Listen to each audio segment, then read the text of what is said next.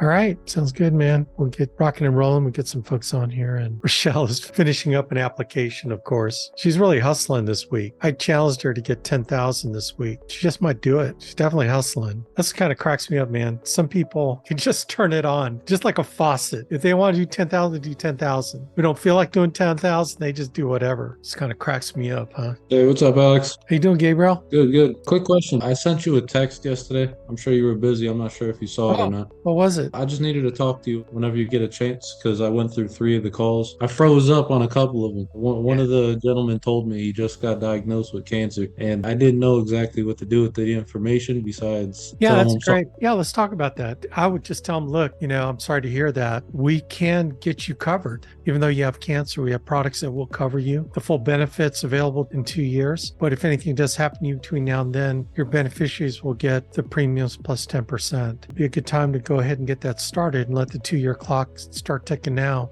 sooner than later. So I'd still go for it because we can do guaranteed issue. Should be like Great Western. Yeah. Well, he told me he was just diagnosed with colon cancer, so I called him yesterday, so 2 days prior. I didn't want to keep talking about death since I'm sure he's heard enough about it because it's a colon cancer, stage 3. Okay. Stage 3. And from my understanding of colon cancer, the survival rate isn't great. So Yeah. Well, I'm sure he's dealing with a lot. I pretty much just offered him any assistance with anything else in the meantime. I told him I'd call him at a later date to reach out if he that's needed cool. with anything. Yeah, So, that's cool. but anyways, that's it. Okay. Well, I mean, that's a good one to bring up, certainly.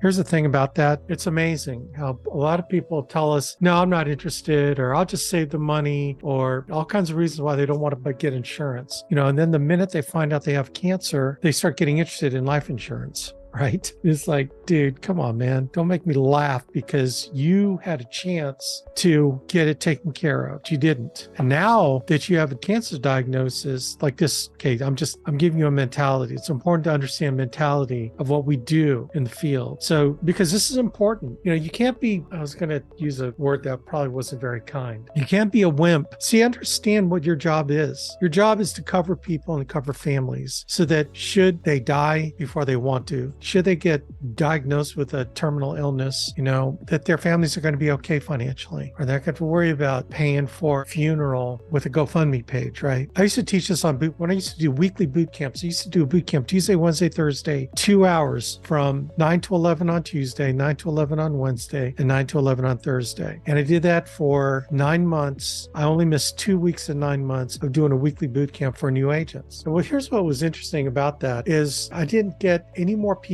writing insurance than when I didn't do it. And I measured the numbers after 9 months. And it was kind of an interesting thing. The mentality that I was trying to convey on the Tuesday night 1 of the boot camp is that pretend when you're sitting down with the client that you have been given the gift of knowing they're going to die. And you know they're going to die Monday and you're there Thursday. But if you tell them that they're going to die Monday, they're going to die right there. Okay. That's the game. So what would you do to get the client covered before he dies on Monday at 9 a.m. of a heart attack? What would you do? What would you tell them? What stories would you give them? What would you do? Okay, so I'll give you a personal story. So back, I think 15 years ago, I don't know if you guys remember the police riots over the Rhine in Cincinnati. You remember, it was about 15 years ago, there was riots and race relation issues in Cincinnati. I think other parts of the country, but in Cincinnati, it got pretty bad. Anyway, so I had an appointment Friday with a police officer. And I showed up to the house. His wife was there. And she said,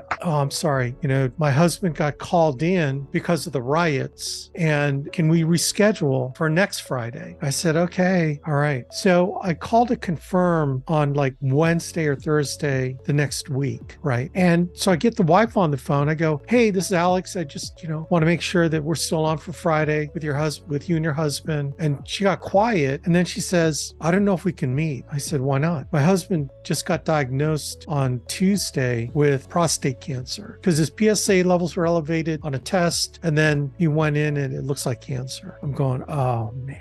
So there was nothing I could do at that point, right? Because had I been able to write him up Friday, he could have gotten covered because he had no knowledge of anything wrong with him, right? He had no knowledge, so we could have written the app and boom, could have got it done. But the circumstances were such that we were not able to do it. And trust me, when I pound my leads back in the day, I pound them hard. So that lead wasn't sitting around on my desk for a long time, but I got to him when I could get to him. And then circumstances were such. I never found out whatever happened to after that cancer diagnosis. But, those are things that happen, right? You can't, there's some things out of your control. But, when you think about the things that are in your control when you're sitting down with someone, what are you willing to do to be bold enough to get them to take care of their families? Well, Alex, I don't want to be a pushy salesperson. Oh my gosh, seriously, you're going to give me that one, huh? I don't want to be a pushy salesperson. Well, then I'll say it kindly. Then I don't think that you really understand your job. And here's the thing, when you think you're pushy, you're not even close. You are not even close. And typically people that say that, they tend to be kind of wimpy anyway. They're not bold enough. They don't close because they're worried about what people think of them, right? You're worried that people will think you're a pushy salesperson. And if you're getting into the sales business for self-validation, you're in the wrong business, baby. You don't get into the sales business seeking validation from your clients. This is the wrong business to do that. This is not the business to seek feel good. Well, Alex, I want my clients to like me because if they like me, they'll buy from me. Oh my gosh, dude, your thinking is so backwards. You want your clients to respect you because you care enough to help them, okay? And so I'm battling this mentality. Hey, Alex, that's the car business. If you want someone to like you, respect you, and all that other bullshit, go in the car business. Yeah, man, absolutely. You got to understand that your mission is to protect these families. Now, look, if they don't want to do it, great. But we teach you all the proper techniques to get themselves out of their own way so you can move forward and take care of them.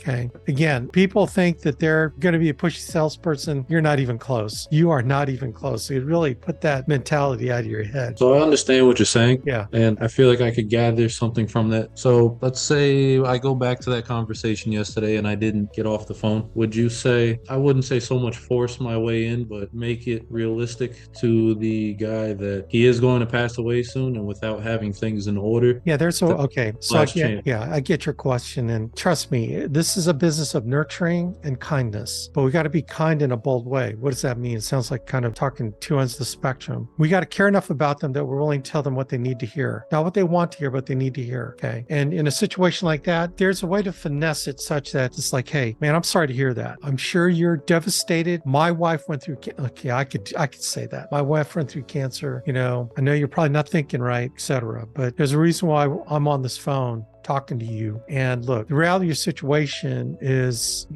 you sent this form in or you answered the social media ad for a reason. And so let me ask you just basically, what was that reason? Why did you want me to call you? And then I'd let them answer that question because I want to get them back to why they filled out the form anyway. It's like, well, I just want to make sure that, my family would be covered and they wouldn't have to pay for a funeral. Like, okay. All right. Now look, who knows what's going to happen with your cancer? Your cancer, you might be gone 6 months from now, or you might be gone 5 years from now, or you could go into remission, right? I mean, all these possibilities exist. Is that correct? And you'll say, yeah, well, do you know that is probably no different than when you sent this in and you didn't know you had cancer? Because, you don't know that you're going to get hit by a car tomorrow, right? That's what we're dealing with, isn't it? Uncertainty as to when I'm going to pass away and is my family going to be taken care of.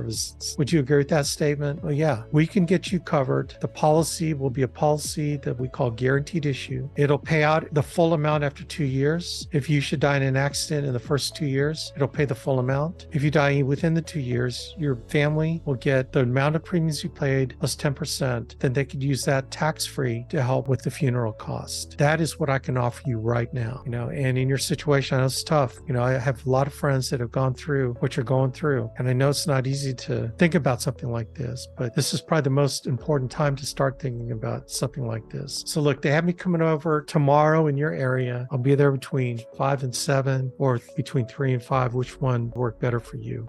So I just book it. Look, the reason why I can do that is because I care about him. I care about his family. I care about wanting to do what's right for them. And I will say it as sincere and sincerely as I just said it to you, right? And, we run this all the time. We run into a situation, we call the client and the person died, right? We're talking to the wife and she'll say, there'd be a long pause. Hey, is Joe there? Long pause. Hello? And then she'll come back. This happened to me numerous times. Joe died last week. Oh, man. I'm sorry to hear that. My condolences, ma'am. My condolences. Let me tell you why I'm calling. We received this form in the mail that Joe sent in. He was looking for burial insurance to make sure that when he died, you would be able to get the money to be able to pay for his funeral. I apologize. I tried to call as soon as I could, but apparently just wasn't going to happen. I want to accept my sincere condolences. Listen, if your family's looking for anything, need any kind of help with life insurance coverage, I'll give you a call in 2-3 weeks, maybe a month from now, and then maybe we can talk with a clear head and see how we can help you make sure this doesn't happen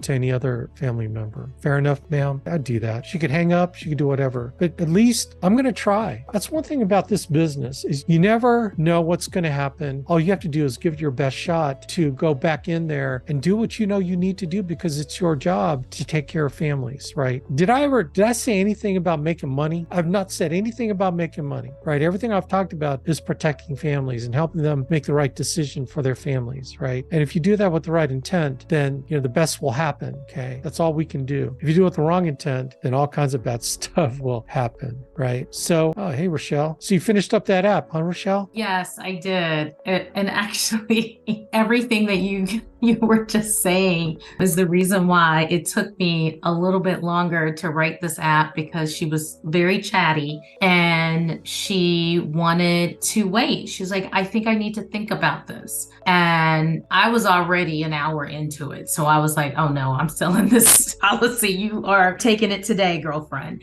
And the thing is, her husband passed away and he didn't have a life insurance policy, but they had enough money to get him buried. And then she had a son who passed away and they had to rely on family and friends. And so after telling me all of this, at the end, she's like, well, I think I need to think about it. And what do you think I did? I said, think about how it felt when you had to ask your son or your family when your son. Think about how it felt not having a policy for your husband. Do you want your 2 daughters, and I named them, Aaron and Rebecca, to have to do that for you? And she's like, I don't think I'm killing over. And I said, tomorrow is not promised. We don't know what tomorrow's going to bring. And she's just like, you're right. And I said, we can get it done today. You can set your payment to come out on the 15th. And rewrote the policy. I love that. See, Rochelle knows what she's doing for her job. Rochelle knows her job, right? She knows what her job is. And so she goes out there and protects families because it's her job. And she's not an a-hole. She is nice, but she doesn't pussyfoot around being a wimp. She gets the job done. And I'm going to tell you why. And I shared this before and I'm going to share it again. I've been the chaplain in the room with the deceased right there and the family crying their eyes out. And more times than not, they would say, we don't know if we have any life insurance, or we don't have a life insurance, or the person just got a critical diagnosis and him and his wife, or her and her husband, they're talking about, what does this mean for life insurance? We don't have life insurance. And to be in that space with people not knowing what they're going to do, it is extremely uncomfortable, and you feel the fear and the emotion, and I've been in that space. And so I'll share this again. There is nothing that you're going to do that's going to hurt them by getting them a life insurance policy. Everything you're doing is helping them protect their loved ones. And so I use the by any means necessary. I'm like, to the extent, because, even though they don't know it at the time, they don't want their family to suffer unless you just have somebody who doesn't care. And I add those people. And then you sell them a hospital indemnity policy because they only care about themselves. That is actually a good point. That is actually a good point.